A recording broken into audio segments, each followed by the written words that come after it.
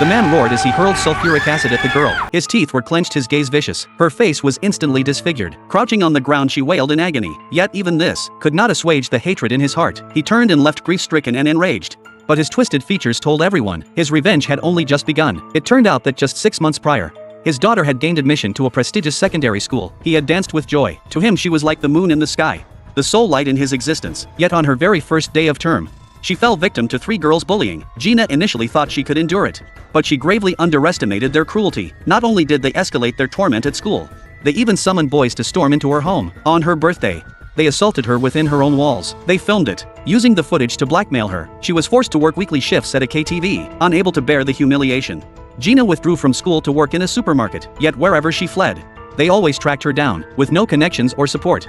Her only kin was her father, a street vendor with cerebral palsy. Life held no meaning for her. On a rainy night, she leapt from the rooftop.